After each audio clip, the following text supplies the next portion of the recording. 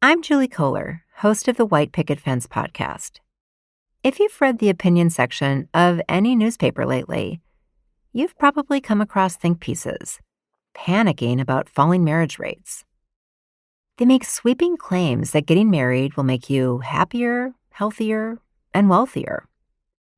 Some even say that getting married is a way to stick it to the elites. I'm not so sure about that. This season on White Picket Fence, we're examining the current marriage panic.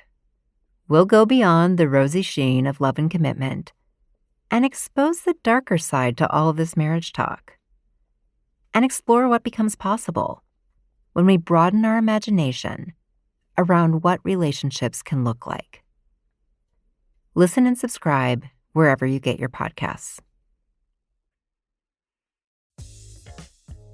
Hey everyone, before we start the show, we want to share information on a podcast we think you like called Journey to Launch. For too long, people of color were denied the resources and access to achieve wealth. But it's more important now than ever to make sure that we work to close the wealth gap for our communities. Want to learn how to pay off debt faster, save, invest, and build real wealth? Then you have to check out the Journey to Launch podcast with host Jamelia Safran, who guides you on the path to reach financial independence. Get the tools, information, and inspiration to achieve your money goals so that you can live a life with more options and freedom. Listen and subscribe to the Journey to Launch podcast wherever you listen to your pods. Welcome back, Brown Girls. A'shanti here, the founder of the Brown Girls Guide to Politics, the one-stop shop podcast for women of color who want to hear and talk about the world of politics. As we continue with our collaboration with She the People, we are highlighting women from their 20 Women of Color to Watch in 2020 list. These are all barrier-breaking women who are changing the political landscape this year and beyond. Meet Montserrat Arredondo. She is the executive director of One Arizona, a coalition of community groups which focuses on Latino civic engagement. The organization has set an impressive goal in 2020 to coordinate 250,000 new voter registrations throughout the state between January and October, and to facilitate the biggest voter turnout in Arizona history. I'm really pumped to talk to you today. You just have such an amazing career. You've been doing wonderful work in your community in the state of Arizona. First question, what inspired you to first get involved in politics and advocacy? Thank you for saying that. Well, for me, it had to do with my mom and where I grew up. I am actually born and raised here in Arizona. And at the time, growing up here, I grew up in public housing, and a lot of my friends were in a similar situation as myself. Our parents were undocumented, specifically our moms. And we were transitioning from high school to university, applying for schools, and many of my friends realized for the first time that they also were undocumented. And that's really what activated us to do something about it. We started doing some research more on like, hey, who's doing something? What organizations are out there? And we found folks, and that quickly led us to the Capitol, where we started to do advocacy against the Show Me Your Papers bill at the time, SB 1070 in 2010. And that became our main focus. So after that, we realized that we needed to get more young people activated out there voting and paying attention to what elected officials were doing. So on and off, I've been doing voter registration in the state of Arizona since 2010. And in 2018 was our biggest year to date. We actually registered 191,000 people to vote in Arizona as a coalition at One Arizona. That is amazing. That is such a huge number. So you mentioned One Arizona. Tell us a little bit more about the work that the organization does.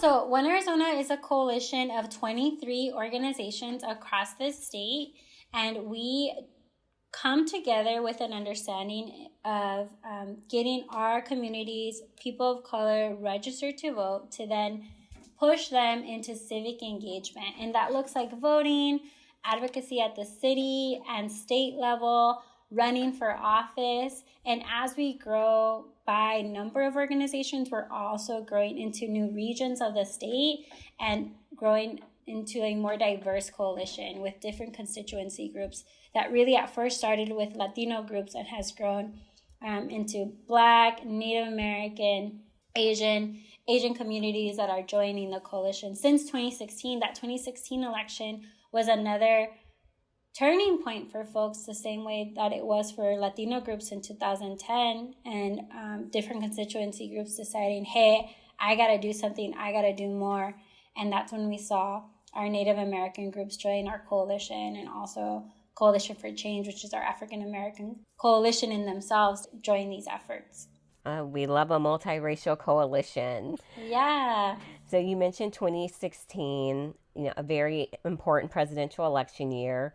In Arizona, we know that immigration has been a key issue there. You have talked about it a little bit. How is COVID-19 impacting your work to support the immigrant community during this time? Yeah, so we've been focused on census this year as well. And, on the census, there was a potential to have a question about your immigration status. Unfortunately, that's not on there anymore. So we were making a lot of strides with our community, making sure that they were getting counted. And now with COVID, undocumented workers or families are not receiving any relief. Even those that have citizen children will not be receiving anything. So our coalition joined a bigger coalition in the state, and we are raising dollars for undocumented workers to support them with any needs like paying for their rent, groceries, toiletries, or needs for children that are home now and doing schoolwork from home. And that's a fund that we're trying to get as big as possible. And our organizations that focus on immigrant rights will be helping to distribute those dollars. I believe that's on our site. It's all over our social media. We're doing a matching grant of $50,000, and that closes May 1st. So we're really pushing it right now to ensure that we get as many donations as possible to support our undocumented families. As many of you know, our sponsor for the Brown Girls Guide to Politics is the nonprofit small dollar fundraising platform ActBlue. This week, ActBlue wanted to lift up one of the ways you can take action to support Black and Brown organizing work. We've been talking about how it's so important to give to campaigns and how $5 can make a difference in those races. But grassroots fundraising isn't just for candidates. Over the past few weeks, people across the world have given to Black-led organizations fighting for racial justice and against police brutality. The same principles apply to this organizing work. When more people contribute what they can, we build a movement that is powered by the people and can create lasting change. ActBlue put together a form where you can split one donation between all the groups we at the Brown Girls Guide to Politics have suggested you support. You can find the link at actblue.com/donate/BGG.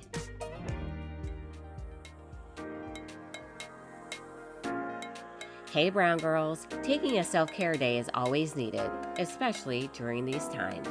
Taking care of hair should be fun, convenient, and relaxing. That's why I recommend Madison Reed. Remember Cynthia? She is the producer of the BGG podcast and loves Madison Reed. She loves her hair color and how healthy it feels. The at-home hair color kit really provided her with salon quality results literally delivered to her door. I personally love that the company is founded on the belief that a confident woman is a beautiful woman, and the team at the Brown Girls Guide really does believe women who are confident can change the world.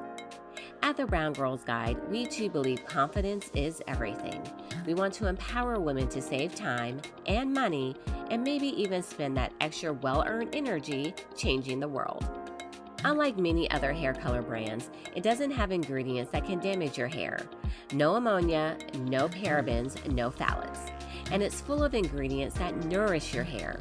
Madison Reed color is infused with argan oil, keratin, and ginseng root extract, so you get shiny, healthy-looking hair. Brown Girls, you can get ammonia-free, multi-dimensional hair color delivered to your door starting at $22 if you head to madison-reed.com. Use my promo code BGG and you'll get 10% off plus free shipping on your first color kit. My promo code again is BGG. Visit madison-reed.com now to find your perfect shade. That's madison-reed.com. Just thinking about 2020 in general, what are some of the ways where you would like to see candidates engage with communities of color this election cycle, especially around the work that you're doing? Yeah, we were looking forward to being what is called a battleground state for the first time and getting a lot of attention from presidential candidates or Senate candidates. And that has dwindled down right now with folks having to stay home and work from home. And also the weather in Arizona is changing a lot. In the Central Valley area, it's getting really warm. So I would love for, as much as we're trying to interact with people online where they're at, meeting them where they're at, I'd love to see that from candidates as well. We are having online town halls, online receptions, or just live, like lives on Instagram and Facebook. And I feel like I'm not seeing a whole lot of that. And that's just, folks are online right now. And that's where candidates need to find folks. And people are having conversations about COVID. They're having conversations about the election every single day, more and more, on their Facebook, on their Instagram, on Twitter. And I feel like I'm seeing less of candidates, and that's the places I'd love to see them. Awesome. So I want to pivot a little bit. For the She the People list, you got to pick a +1, and you chose Alejandra Gomez. Why did you choose Alex? Yeah, I chose Alex. Alex was my organizer in 2010 when I first was doing work as a 18 or 19-year-old at the time. And she had been working on immigration reform and fighting against Sheriff Joe Arpaio, who at the time was terrorizing the immigrant community. And she now is a co-director at Lucha, Living United for Change in Arizona. And they're an organization that has grown really quickly, has a robust team of young organizers and staff. And I feel like that really comes from her style of leadership, the way that she mentors people and cares about our state and the difference that we can make in our lifetime to see the change that we're striving for. So she's a big motivation for me in this work on how to lead with my heart as well as my head. Oh, I love that. Moving into our final question, our signature question that we ask all of our guests. What advice would you have for the brown girls out there listening saying, I want to be just like her? Yeah, I would say for me, before becoming a operative in politics, some would say, or just a community organizer, I actually wanted to be a social worker. Because I grew up in the projects, there was Shirley would come and pick us up and do different activities with us. And she really impacted my life, and I wanted to be a lot like her. And I quickly realized that, that those were small changes, and I wanted to fix big problems. And I would say to everyone that in order to fix small problems and big problems, you still need a team. You need people around you that are looking for that and also want that. And fortunately enough, there's a lot of us that are doing civic engagement and community organizing work. And oftentimes it's a quick Google away or a Facebook search away to find a group that's doing this in your neighborhood, in your area. And the best way to get started and get involved is to start volunteering and listening to different podcasts and hearing about different artists that are civically engaged and are activists. I think of Cardi B, who has been really out there recently talking about the president and talking about the presidential candidates. And knowing that's like wherever you're at, whatever you're doing, there's a way to amplify your voice and let folks know what's really up. Great advice. And yeah, I really love how she uses her platform. So This has been a really great conversation. Thank you so much for joining us. Yeah, of course. Thank you so much for having me. I appreciate it so much. If you have a moment, please take the time to rate and review us wherever you listen to podcasts. Stay up to date with us on the BGG website, www.thebgguide.com, and on our social media, Facebook, Instagram, and Twitter at The BG Guide. The BGG podcast is produced by Wonder Media Network. You can find them on Instagram at wmn.media and on Twitter at wmnmedia. Until next time, Brown Girls.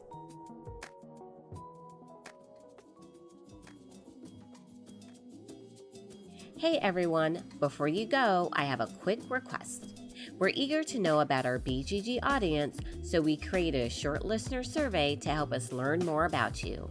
Visit wondermedianetwork.com/survey to share your thoughts and be entered to win some Wonder Media Network swag.